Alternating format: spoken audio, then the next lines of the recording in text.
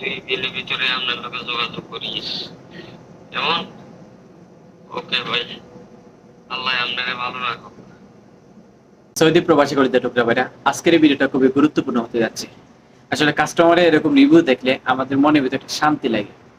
যদিও লাইফে কিছু যদি করতে পারি না, তবে আপনাদের যে সেবা দিতে পারবো, আপনাদেরকে যে আমি পথ বাতিয়ে দিতে পারবো, এটা আমার বিশ্বাস। আমার সাধ্য অনুযায়ী যেটা আমার জ্ঞানে বা যেটা আমার বুদ্ধি ধরে, যেটা আমার পরামর্শের ভিতরে আওতায় পড়ে, আমি সেই সুপরামর্শ দিই যেন আপনারা দালালদের হাতে প্রতারিত বাঁচেন, দালালদের ফান্দ থেকে বাঁচতে পারেন। কারণ এই দূর প্রবাসী প্রত্যেকটা প্রবাসী কিন্তু অনেক কষ্ট করে। সুতরাং আমি নিজেও করছি। এই যে আজকে এই চেয়ারের মধ্যে দেখছেন, এই চেয়ারটা কিন্তু আমি হঠাৎ করে বসে পড়ছি না। অনেক কষ্ট, অনেক মুজাহাদা, অনেকের মাথার গাম ফায়ে পেলে আজকে এই চেয়ারের মধ্যে বসেছি। আর আমি এইটুকু পর্যন্ত আপনাদের ভালোবাসা অর্জন করতে সক্ষম হচ্ছি। এটা শুধু কষ্ট এবং শ্রম, সততার সাথে কাজ করার কারণে কিন্তু আমি সেটা করতে পারছি। আল্লাহ তাআলার দয়া এবং মায়া। আমি একজন মাদ্রাসার স্টুডেন্ট ভাই। দেশে থাকতে আমি ইমামতি করতাম, মাদ্রাসাত পড়াইতাম। কোরআন হাদিসে জ্ঞানটুকু রয়েছে, আমি জানি হালাল কোনটা বেহারাম কোনটা, মানুষের কষ্ট জিনিসটা ভালো করে বুঝতে পারি। আর আমি নিজে ভাই সৌদি আরবে যখন প্রথম আসি অনেক কষ্ট করছি, যেটা আপনাদেরকে একদিন গল্প হিসেবে তুলে ধরবো, আমার পিছনের গল্প, যে আমি কিভাবে প্রতিষ্ঠিত হচ্ছি ইনশাআল্লাহ।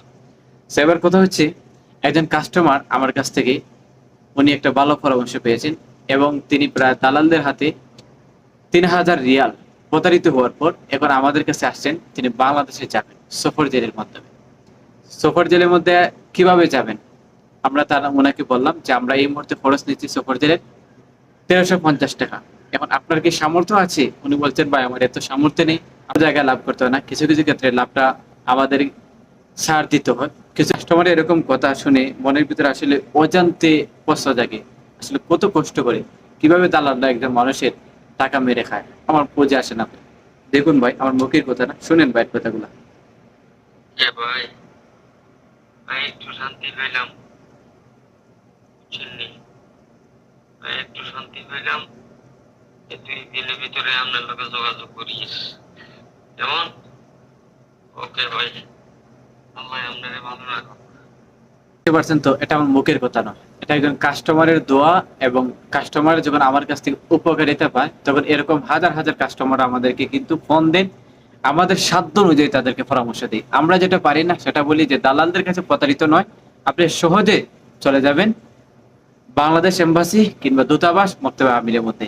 এই ৩ জায়গা ছাড়া এই কাজটা সমাধান করেনেওয়ালা কোনো বাংলাদেশের টেবিলস নেই। সুতরাং আপনি টেবিলসের মাধ্যমে দালালদের প্রতারণা করে কন্ট্যাক্ট করে প্রতারিত হবেন না।